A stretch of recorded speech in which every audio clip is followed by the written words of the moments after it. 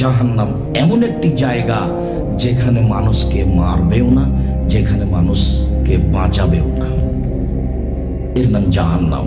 এই কথাটা অন্য জগতে বলছেন, জাহান্নামে তার মরণ চতুর্দিক থেকে আসবে কিন্তু মরবে না। এই কথাটা আল্লাহ তাআলা অন্য জায়গাতে বলেন, লা ইয়ামুতু ফিহা ওয়া লা ইয়াহইয়া, জাহান্নামেও মরবেও না, জাহান্নামেও বাঁচবেও না। সংক্ষিপ্তভাবে আল্লাহ তাআলার পক্ষ থেকে জাহান্নামের পরিচয় দিচ্ছিলাম। মুহাম্মদ সাল্লাল্লাহু আলাইহি সাল্লাম বলেন, ইন্না সাকরাতাল আযীমা লা তুলকা মিন শাফিরি জাহান্নাম, বিশাল একটা পাথর খণ্ড যদি জাহান্নামের মুখের উপরে ছেড়ে দেওয়া হয় তাহলে নিচে গিয়ে পৌঁছতে সময় লাগবে 70 বছর। 1 কোটি গুণ ওজনের একটা পাথর যদি জাহান্নামের মুখের উপরে ছেড়ে দিই তাহলে 1 ঘন্টায় কত যেতে পারে, 1 দিনে কত যেতে পারে, 1 মাসে কত নিচে যেতে পারে, 70 বছরে কত নিচে যাবে তা মানুষ জানে না। তবে তিনি বলেছেন জাহান্নামের নিচে যে থাকবে সে হলো মুনাফিক।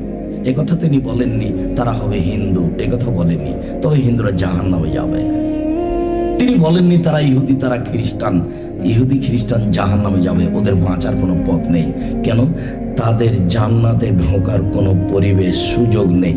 চাঁপাইনবাবগঞ্জের ভাষাতে বলে জো, আমি তো জয়ী পেলাম না ওকে ধরার। তো ও জান্নাতে যে যাবে তার জয়ী হয়নি, সুযোগই হয়নি। কেন? সুযোগটা হচ্ছে লা ইলাহা ইল্লাল্লাহ। মুহাম্মদ সাল্লাল্লাহু আলাইহি সাল্লাম বলছেন, আল্লাহ আমার মায়ের জন্য ক্ষমা চাওয়ার অনুমতি চাচ্ছি। তখন আল্লাহ বলছেন, না না না না না, তোমার মায়ের ক্ষমা চাওয়ার জন্য অনুমতি হবে না। তখন আল্লাহ নবী বলছেন, তাহলে আমার মায়ের কবর দেখতে যেতে চাচ্ছি। হ্যাঁ, তা যেতে পারো, তোমার মায়ের কবর দেখে আসো, দেখার অনুমতি আছে, ক্ষমা চাওয়ার অনুমতি নেই। পৃথিবীর সবচেয়ে দামি মানুষ মুহাম্মদ সাল্লাল্লাহু আলাইহি সাল্লাম, যা বলবেন তাই হবে, তাই করবেন আল্লাহ।